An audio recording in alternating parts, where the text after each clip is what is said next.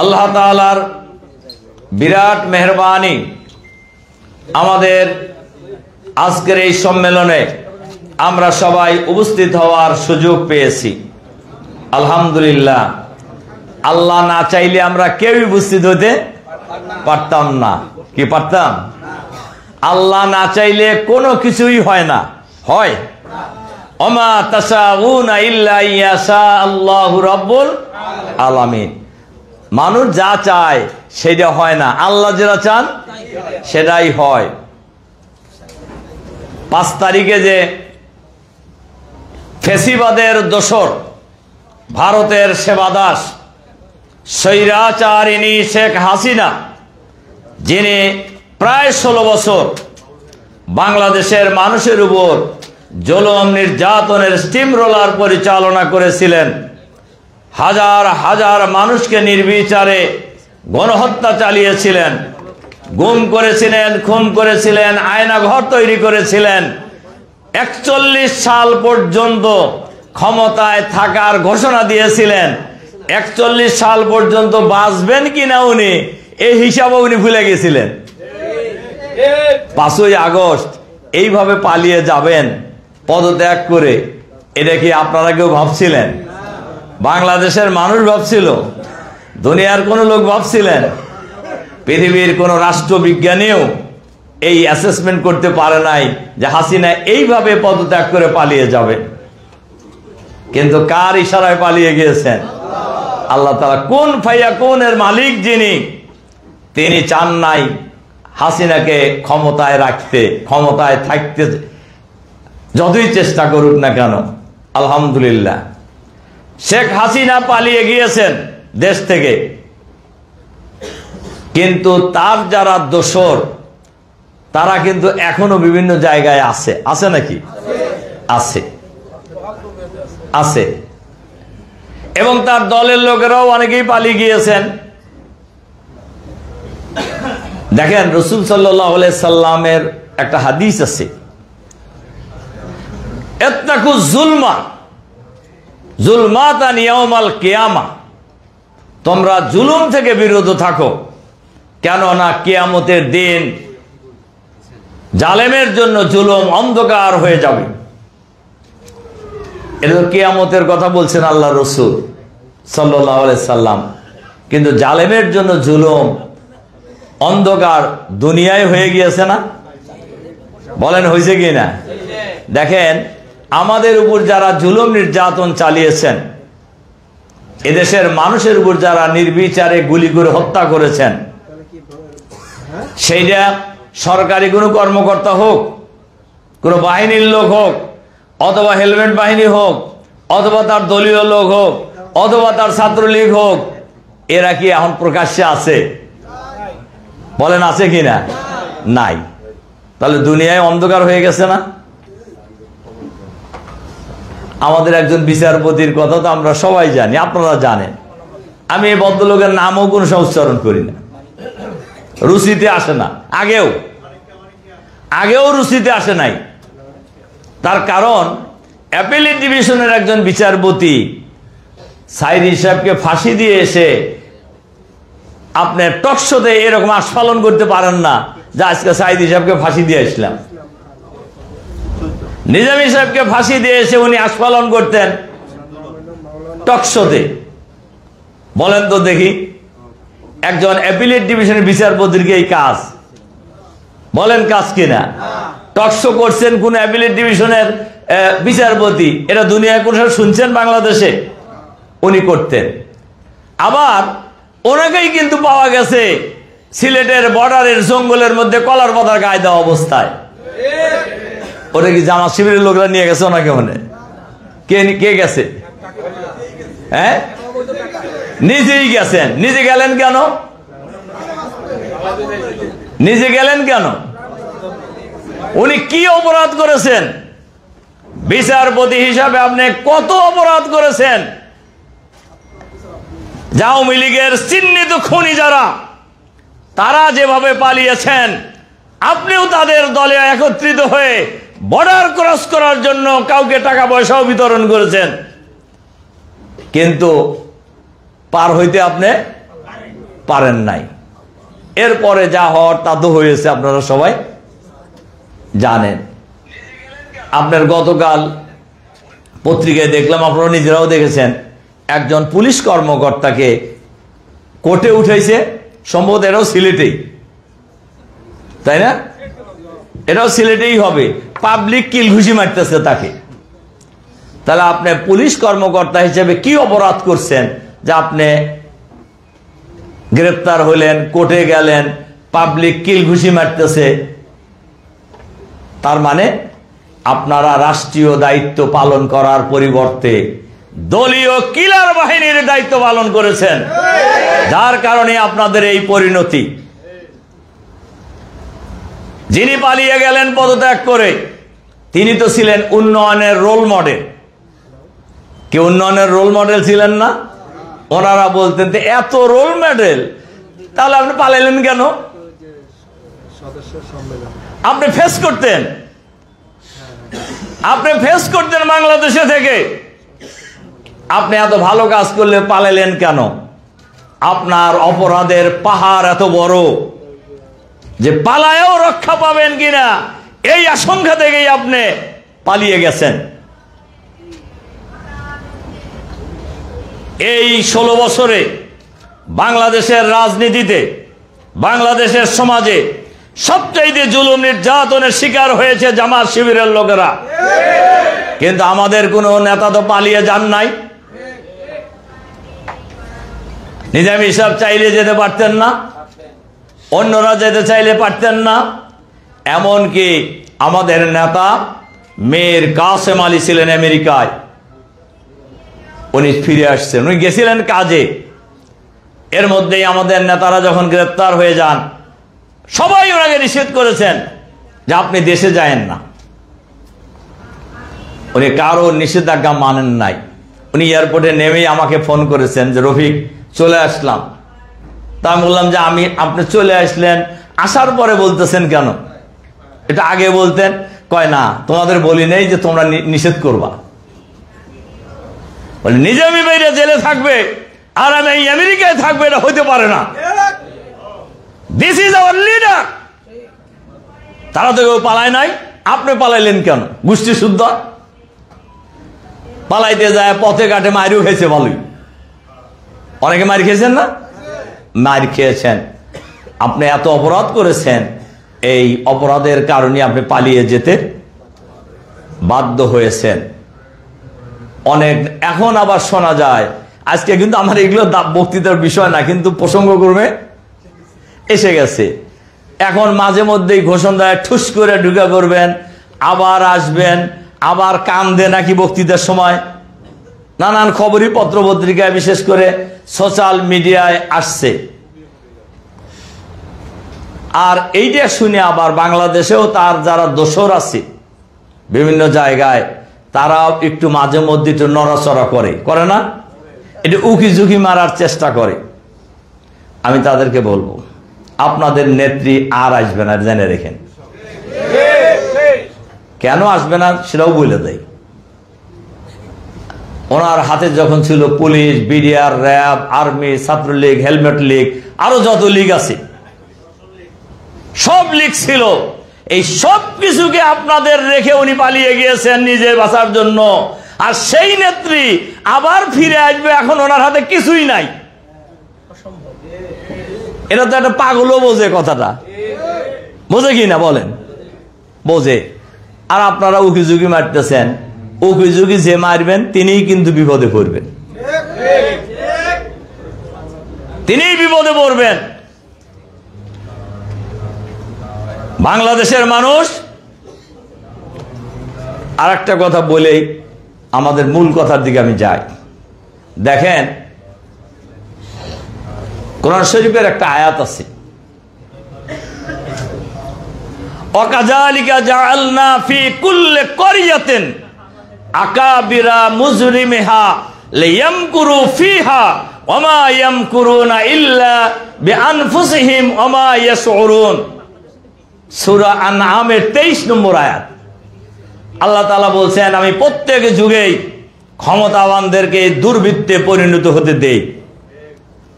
তারা ষড়যন্ত্রের জাল আটে, এক পর্যায়ে সেই ষড়যন্ত্রের জালে নিজেরা জড়িয়ে যায়, বুঝতে পারে না। যে ট্রাইব্যুনালে শহীদ আমির জামাত মাওলানা মতিউর রহমান নিজামীকে বিচারের নামে প্রহসন করে, তামাশা করে, নাটক করে ফাঁসি দেওয়া হয়েছে, যে ট্রাইব্যুনালে শহীদ সেক্রেটারি জেনারেল আলী হাসান মোহাম্মদ মুজাহিদকে ফাঁসি দেওয়া হয়েছে, যে ট্রাইব্যুনালে মীর কাসেম আলীকে ফাঁসি দেওয়া হয়েছে, শহীদ কামারুজ্জামান, শহীদ আব্দুল কাদের মোল্লাকে ফাঁসি দেওয়া হয়েছে, অসংখ্য নেতা কর্মীর বিরুদ্ধে যে ট্রাইব্যুনালে অন্যায়ভাবে জুলুম করে রায় দিয়েছেন, সেই ট্রাইব্যুনালে হাসিনা সহ তার গংদের বিরুদ্ধে বিচার শুরু হয়ে গেছে। হাসিনা যদি আবার এদেশে আসে, আসামি হিসাবে হ্যান্ডকাপ করে আসতে হবে তাকে, ইনশাআল্লাহ, ইনশাআল্লাহ। কাজেই আজকের এই পেশাজীবী সমাবেশে আমি অন্তর্বর্তীকালীন সরকারের কাছে আহ্বান জানাবো, পালিয়ে যিনি গিয়েছেন এই ঘসিটি বেগম সহ যাদের বিরুদ্ধে এই মামলা হয়েছে, গণহত্যার দায়ে, গুমের দায়ে, খুনের দায়ে, এরা পৃথিবীর যেখানেই থাকুক না কেন তাদেরকে গ্রেফতার করে বিচারের মুখোমুখি করতে হবে, তাদেরকে ট্রাইব্যুনালে হাজির করে বিচার করে রায় কার্যকর করতে হবে। এর কোনো বিকল্প নেই, এর কোনো বিকল্প নেই। এর সাথে সাথে অন্তর্বর্তীকালীন সরকারের কাছে আরেকটা আহ্বান জানাতে চাই, এখনো প্রশাসনের বিভিন্ন জায়গায় ফেসিবাদের দোসর আছে, উকিঝুঁকি মারে প্রশাসনের ভিতরে থেকে। এদেরকে আপনারাও চেনেন, আমরাও চিনি, দেশের মানুষও চেনে। আমরা আইন কোন সময় হাতে তুলে নেই। পতিত স্বৈরাচারী সরকারের সাধারণ সম্পাদক, তার একটা উপাধি আছে, সেটা আমি বলতে চাই না। তিনি বলছিলেন, এবং আওয়ামী লীগের আরো অনেক নেতারাই বলছিলেন যে হাসিনার পতন হয়ে গেলে কয়েক লক্ষ লোক মরবে। কেউ বলছে 3 লাখ, কেউ বলছে 5 লাখ। মরছে কেউ? বলেন মরছে কেউ? মরে নাই। মরে নাই কেন? মরে নাই এই কারণেই আমরা আইন হাতে তুলে নেই নাই। আপনারা যেভাবে অরাজকতা তৈরি করেছেন, জুলুম নির্যাতন চালিয়েছেন, আমরা যদি জনগণকে, আমাদের দলের লোকদেরকে আমরা যদি না ঠেকাইতাম, বাংলাদেশ তামা হয়ে যেত। কেউ ঠেকাইতে পারতেন না, সরকারও পারত না। কিন্তু আমরা সেটা করিনি, আমরা আইন হাতে তুলে নেইনি। এজন্য সরকারের কাছে আমরা আহ্বান জানাবো, এই ফেসিবাদের দোসর যেখানেই লুকায়িত আছেন, সমাজে হোক, অফিসে হোক, আদালতে হোক, এদেরকে চিহ্নিত করে গ্রেফতার করে বিচারের মুখোমুখি করতে হবে। আর বঞ্চিত সৎ, দক্ষ, যোগ্য কর্মকর্তাদেরকে যথাযথ মর্যাদা দিয়ে তাদেরকে উপযুক্ত জায়গায় নিয়োগ করতে হবে। এর সাথে সাথে আমরা সরকারের কাছে আহ্বান জানাতে চাই, নতুন ভোটার তালিকা করতে হবে।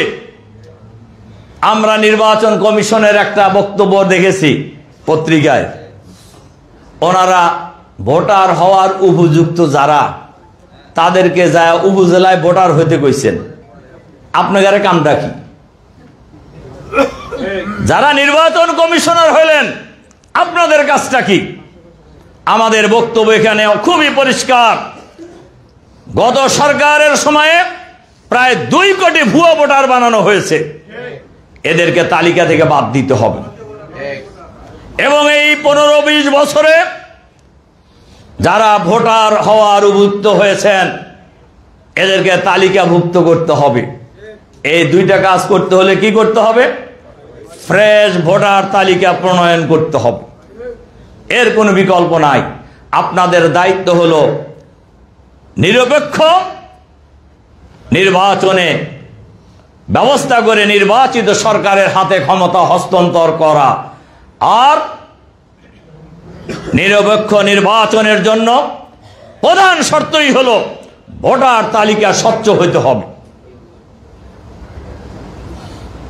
এই জোড়া তালিয়ে দিয়ে ভোটার তালিকা সংশোধন করে আপনারা ভোটের দিকে যাবেন, এটা জনগণ মানবে না। এবং নতুন ভোটার তালিকা করতে কয়দিন লাগে? এতে যদি 1 মাস বেশিও লাগে তাতে দেওয়া উচিত। কি বলেন আপনারা? ফ্রেশ ভোটার তালিকা, ভুয়া ভোটার বাদ, আর ভোটার তালিকা থেকে যারা ভোটার হওয়ার মতো যারা বয়স হয়েছে তাদেরকে ভোটার তালিকায় অন্তর্ভুক্ত করা। ফ্রি ফেয়ার ক্রেডিবল ইলেকশনের জন্য এটা একটা পূর্ব শর্ত। এই শর্ত জোড়া তালি দিয়ে পূরণ করা অন্তর্বর্তীকালীন সরকারের প্রধান দায়িত্বই হলো একটি নিরপেক্ষ নির্বাচনের ব্যবস্থা করে নির্বাচিত সরকারের হাতে ক্ষমতা হস্তান্তর করা। এর বাইরে ওনাদের দায়িত্ব নাই। আর একটা কথা বলি, অন্তর্বর্তীকালীন সরকারে যারা আছেন আপনারা কিন্তু ক্ষমতায় বসেন নাই, বসানো হয়েছে আপনাদেরকে, এটা মাথায় রাখতে হবে। আপনারা ক্ষমতায় বসেন নাই, আপনাদেরকে ক্ষমতায় বসানো হয়েছে জাতির প্রত্যাশা পূরণের জন্য। কাজেই সে জাতির প্রত্যাশা পূরণের জন্য অন্তর্বর্তীকালীন সরকারকে যথাযথ ভূমিকা পালন করতে হবে। এই জায়গায় যদি কোনো ভারতীয় এজেন্ট থাকেন, স্বৈরাচারের দোসর থাকেন, তাদেরকেও চিহ্নিত করতে হবে সরকারকে। তার কারণ এই দেশের হাজার হাজার মানুষ ভারতের এজেন্টদেরকে ক্ষমতায় বসানোর জন্য জীবন দেয় নাই। লক্ষ লক্ষ মানুষ ভারতের সেবাদাস, স্বৈরাচারী ফ্যাসিবাদের দোসর যারা, তাদেরকে ক্ষমতায় বসানোর জন্য, রাখার জন্য বাংলাদেশের লক্ষ লক্ষ মানুষ রক্ত দেয় নাই, পা দেয় নাই, আহত হয় নাই, কান দেয় নাই, চোখ দেয় নাই। এখনো অনেক মানুষ অন্ধ হয়ে আছে, এখনো অনেক মানুষ পঙ্গু হয়ে আছে। আর এই বিপ্লবের সাথে, এই রক্তের সাথে, এই অগণহত্যার সাথে আপনারা বিশ্বাসঘাতকতা করবেন, বাংলাদেশের মানুষ আপনাদেরকেও ক্ষমা করবে না। কাজেই আমাদের কথা খুবই পরিষ্কার, ফ্রেশ ভোটার তালিকা করে নির্বাচনের ব্যবস্থা করুন। আমাদের অন্তর্বর্তীকালীন সরকারের প্রধান উপদেষ্টা, মাননীয় প্রধান উপদেষ্টা, উনি জাতির উদ্দেশ্যে ভাষণে নির্বাচনের একটা রোডম্যাপের কথা উনি বলেছেন। আমাদের বক্তব্য হলো নির্বাচনের জন্য যদি 1 মাস বেশিও লাগে লাগান, কিন্তু প্রয়োজনীয় সংস্কার শেষ করতে হবে। এবং কি কি সংস্কার করবেন তাও বলতে হবে, ঘরে বক্তৃতা করলে হবে না। এবং কোনটা কতদিনের মধ্যে করবেন তাও বলতে হবে জাতিকে। এটা যদি আমরা করি তাহলে এই দেশের মানুষ যে উদ্দেশ্যে জীবন দিয়েছেন, রক্ত দিয়েছেন, ত্যাগ কোরবানি পেশ করেছেন, সেই জীবন দেওয়া সার্থক হবে। সম্মানিত পেশাজীবী ভাইসব, আপনাদের কাছে এ কথাগুলি বলার উদ্দেশ্য হলো এটাই, পেশাজীবী বিভাগের যারা কাজ করেন, আপনারা পেশাজীবী যেই হন না কেন, তারা হলেন সমাজের সবচাইতে মেধাবী লোক, সবচাইতে গুরুত্বপূর্ণ লোক। পেশাজীবী বিভাগের ভাই বোনদের, যদিও বোনেরা এখানে নেই, পেশাজীবী বিভাগের লোকদের সমাজের একটি গুরুত্বপূর্ণ অবস্থান আছে, গুরুত্বপূর্ণ ভূমিকা পালন করার সুযোগ আছে। এবং সেই ভূমিকা আমরা বিশ্বাস করি আপনারা সেই ভূমিকা পালন করে যাচ্ছেন এবং পালন করে যাবেন ইনশাআল্লাহ ইনশাআল্লাহ। সম্মানিত ভাই এবং বন্ধুগণ,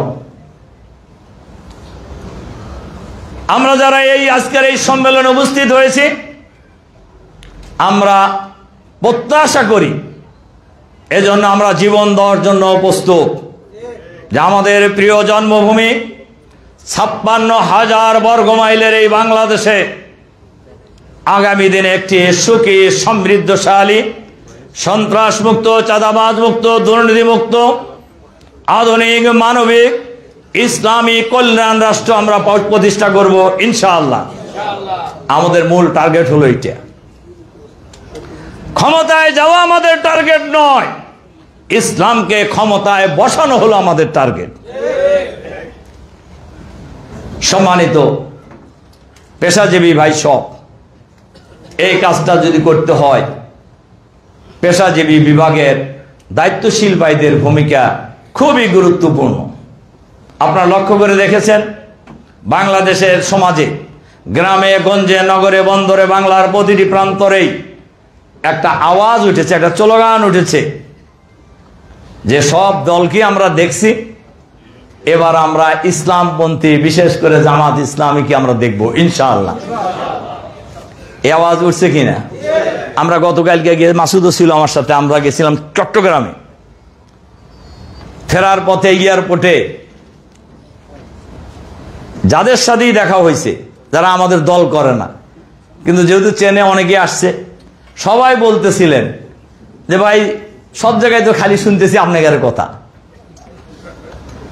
এবং কথা কিন্তু কিছুটা সঠিক। আলহামদুলিল্লাহ, এই যে আমাদের কথা মানুষ বলছে, এইটাকে বাস্তবে পরিণত করার প্রধান দায়িত্ব হলো পেশাজীবী ভাইদের। প্রধান দায়িত্ব হলো পেশাজীবী ভাইদের। তার কারণ সমাজের নিয়ন্ত্রক শক্তি কারা? পেশাজীবীরা। বিভিন্ন পেশার লোকেরাই সমাজ পরিচালনায় সবচাইতে গুরুত্বপূর্ণ ভূমিকা পালন করেন।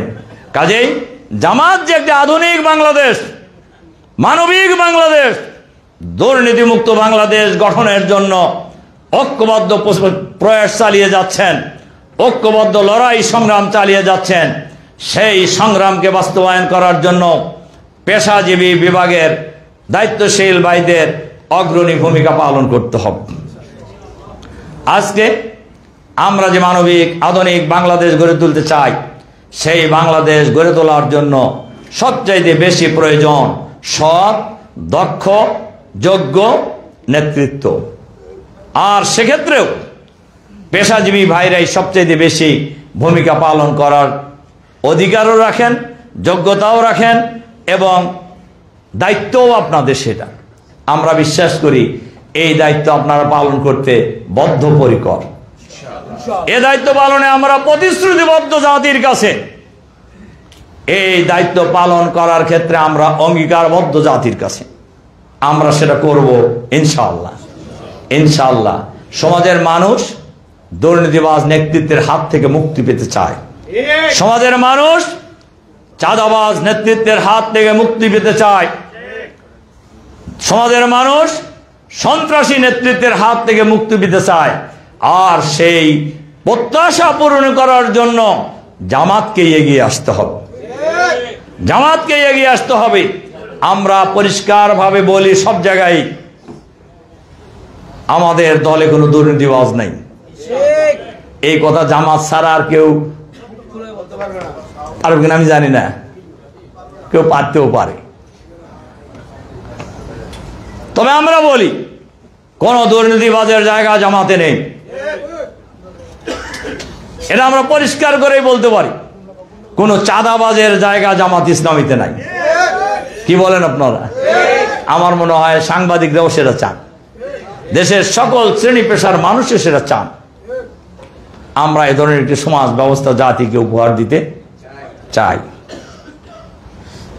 ইসলামী সমাজ ব্যবস্থা, দুর্নীতিমুক্ত সমাজ ব্যবস্থা যদি চালু হয়, তাহলে সমাজের সকল শ্রেণী পেশার মানুষেরই লাভ হবে, সবার লাভ হবে। পুরুষের যেমন লাভ হবে, মহিলারও লাভ হবে, হবে কিনা?